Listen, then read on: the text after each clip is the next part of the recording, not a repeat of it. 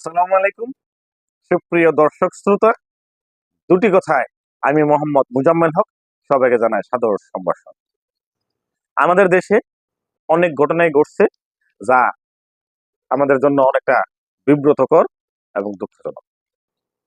গত 2 দিন আগে বাংলাদেশের দুটি বিশ্ববিদ্যালয়ে দুটি ঘটনা ঘটে গেল, যার বিষয়বস্তু একই।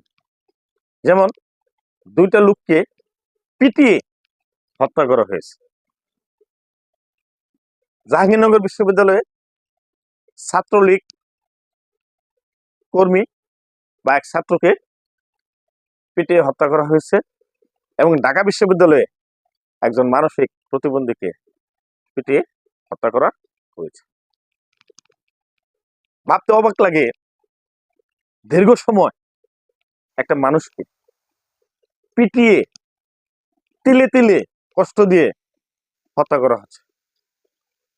এই কাজটা যারা করছে তারা বিশ্ববিদ্যালয়ের ছাত্র, তারা মানুষ, তাদের গায়ে রক্ত মাংস আছে, কিন্তু তাদের কার্যক্রমে দেখা যাচ্ছে তাদের কোনো অনুভূতি নেই। তারা কিছুক্ষণ মেরেছে, তারপর একটু বিরতি দিয়েছে, আবার মেরেছে, আবার বিরতি দিয়েছে, আবার তাকে খাওয়াইছে, খাওয়ানোর পরে আবার তাকে মেরেছে। এমনি মারতে মারতে আস্তে আস্তে এই ছেলেটি মৃত্যুর কোলে ঢলে পড়েছে। একই ধরনের ঘটনা জাহাঙ্গীরনগর বিশ্ববিদ্যালয়ে একই সাথে ঘটলো। কেন ঘটলো? এখানে তো অশিক্ষিত মূর্খ লোক কাজ করে নাই। বিশ্ববিদ্যালয় দেশের সর্বোচ্চ বিদ্যাপীঠ, সেখানে সবচেয়ে যোগ্য মেধাবী ছাত্ররা সেখানে লেখাপড়া করে এবং দেশ এবং বিদেশে যাদের খ্যাতি আছে, যারা অতি দক্ষ, অতি যোগ্য, তারাই শিক্ষকতা করে। এবং এই বিশ্ববিদ্যালয়গুলো রাষ্ট্রের প্রাণ কেন্দ্রে অবস্থিত, সেখানে প্রশাসন দেখভাল করে, খুব সহজে তাদের সাথে যোগাযোগ করা যায়। এত সুযোগ থাকার পরেও দীর্ঘ সময় নিয়ে এই দুইটা লোককে হত্যা করা হলো, এটা কি মেনে নেওয়া যায়? বর্তমানে দেশে একটা নতুন সরকার কাজ করছে, তার পক্ষে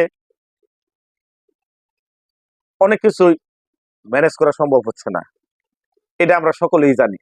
কারণ এটা চরম দুর্নীতিগ্রস্ত স্বৈরাচারী ফ্যাসিস্ট সরকারের পতন হয়েছে। যে সরকার এই দেশে প্রায় 16 বছর নেতৃত্ব দিয়েছে, সকল রাষ্ট্রীয় যন্ত্রকে তার আজ্ঞাবহ বানিয়েছে এবং সকল কর্মচারীকে, কর্মকর্তাকে তার গোলাম বানিয়েছে এবং এই গোলাম তার গোলামি করতে করতে নিজেকে কুলুষিত করেছে, দূষিত করেছে, সমস্যাগ্রস্ত করেছে। তাদের মেরুদণ্ডকে এমন ভাবে দুর্বল করেছে, তারা এখন লোকসমাজে আসার মতো সৎসাহস রাখে না। এখন তারা যে সৎসাহস রাখে না এবং তারা দায়িত্ব পালন করছে না, এই সুযোগে কিছু লোক পানি ঘোলা করে মাছ শিকার করতে চাচ্ছে। এই সরকারকে সমস্যাগ্রস্ত করতে চাচ্ছেন, তাকে ব্যর্থ হিসেবে পরিচিত করতে চাচ্ছেন। জনমনে প্রশ্ন, সরকার কেন এটা সমাধান করতে পারছে না?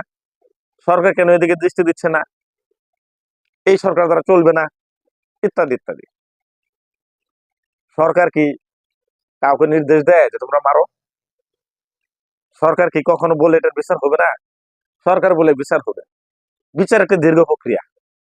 আসামি ধরতে হয়, তদন্ত করতে হয়, চার্জশিট দিতে হয়, এরপর জজ সাহেব চার্জ গঠন করে সাক্ষী প্রমাণ নেয়, রায় হয়।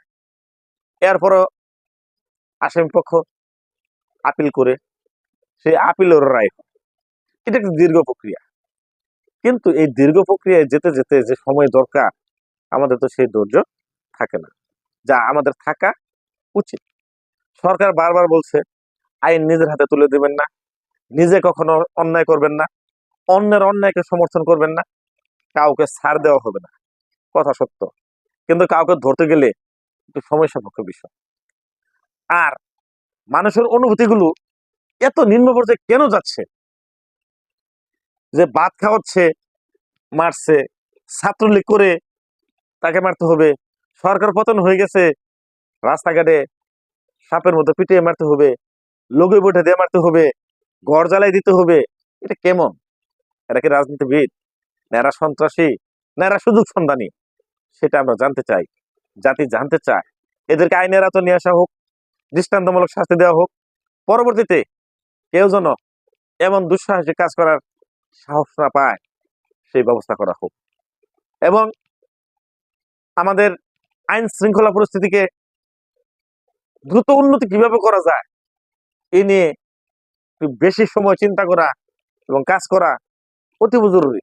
যদিও মাঠে সেনাবাহিনী কাজ করছে, ম্যাজিস্ট্রেসি পাওয়ার তাকে দেওয়া হচ্ছে, তার সুফলটা যেন খুব দ্রুত আসে এই বিষয়ে আমাদেরকে লক্ষ্য রাখতে হবে।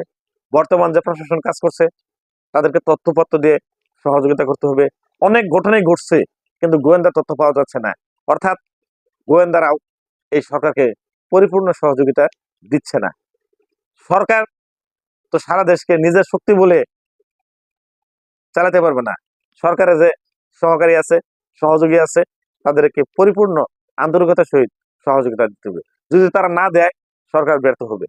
কিন্তু সরকার ব্যর্থ হলে জনগণও ব্যর্থ, আমরা সকলেই ব্যর্থ। কারণ একটা ফ্যাসিস্টকে উৎখাত করতে যে রক্ত, যে ত্যাগ আমাদেরকে দিতে হয়েছে সেইটা বৃথা যাবে। কাজেই আমরা আশা করব আমাদের বর্তমান যে ডক্টর মোহাম্মদ ইউনূসের নেতৃত্বে যে সরকার আছে তারা আপনারা আরেকটু সক্রিয় হন, আর একটু কঠোর হন, আর একটু দায়িত্বশীল হন, আর একটু পরিশ্রমী হন। আইন শৃঙ্খলাকে একটু উন্নত করেন, জনগণের আস্থা ফিরিয়ে আনেন, জনগণের নিরাপত্তা দেন, যাতে কোনো একটা হত্যা বেআইনিভাবে না হয়, কোনো বিচার বহির্ভূত হত্যা না হয়, কোনো ক্রস ফায়ার না হয়, কোনো এই গণপিটুনিতে কেউ যাতে মারা না যায়। অন্যায় অপরাধ মানুষ করতেই পারে এবং করে, এটা মানুষের একটা সহজাত প্রবৃত্তি। অন্যায়কারীকে আইনের হাতে তুলে দেন, আইন বিচার করবে। আমি তো বিচার করার কেউ না, আমাকে কেউ বিচার করার দায়িত্ব দেয় নাই। আমি কাউকে অন্যায় ভাবে একটা চর বা ঘুষি দিতে পারি না, এটা একটা অন্যায়, কিন্তু মানুষ মেরে ফেলছে কোন অধিকারে। এদেরকে জবাবদিহি করতে হবে এবং খুব দ্রুত কিছু কিছু বিষয় দ্রুতই সিদ্ধান্ত নিতে হবে। কারণ এগুলা দীর্ঘস্থায়ী হলে অপরাধী পার পেয়ে যায়, অন্য একটা নতুন ইস্যু এসে পুরানো ইস্যু হারিয়ে যায়। কাজে আমাদেরকে লক্ষ্য স্থির থাকতে হবে এবং অন্যায়কারীদেরকে কোনো ক্রমে ছাড় দেওয়া যাবে না। অন্যায়কারী কোনো দল নাই, কোনো ধর্ম নাই, কোনো রাষ্ট্র নাই, তারা অন্যায় করবেই এবং এদেরকে দৃষ্টান্তমূলক শাস্তির মাধ্যমে নিয়ন্ত্রণে নিয়ে আসতে হবে। প্রয়োজনে কারাগারে সংশোধনাগারে তাদেরকে সংশোধন করতে হবে, কিন্তু বিচার না করে দৃষ্টান্তমূলক শাস্তি না দিয়ে তাদেরকে যতই নসিহত করা হোক তারা সুপথে আসবে না। কাজে আশা করব বর্তমান সরকার অত্যন্ত মনোযোগ দিয়ে দায়িত্ব নিয়ে এবং কর্ম প্রণয়ন করে এই সকল সমস্যা সমাধান করবেন, জনগণের মনে ভীতিকে জয় করবেন। জনগণ যেন নির্বিঘ্নে নিশ্চিন্তে দেশের এক প্রান্ত থেকে অন্য প্রান্তে ভ্রমণ করতে পারে, কোনো ধরনের ঝামেলা যাতে না হয় এই ব্যবস্থাটা করবেন। আইন শৃঙ্খলার উন্নতি মানেই আমরা একদম এগিয়ে গেলাম, কারণ আমাদের বাঙালি মনের স্বভাব এটা সহজে পরিবর্তন হবে না। কাজে এদেরকে আইনের আওতায় নিয়ে এসে, শাস্তির আওতায় নিয়ে এসে সমাধান করতে হবে। কারণ সুযোগ পেলেই এরা আইন হাতে তুলে নিচ্ছে, এটা হতে দেওয়া যায় না। এটা রাষ্ট্রের জন্য কল্যাণকর নয়, জনগণের জন্য কল্যাণকর নয়, এবং আমরা এ থেকে মুক্তি চাই। আমি আশা করব আমাদের বর্তমান প্রশাসন, বর্তমান সরকার এই বিষয়ে পূর্ণ মনোযোগ দেবেন, জনগণকে তার নিরাপত্তা অধিকার ফিরিয়ে দিবেন। এই আশাবাদ ব্যক্ত করে আজকের দুটি কথা এখানে শেষ করছি। আসসালাম।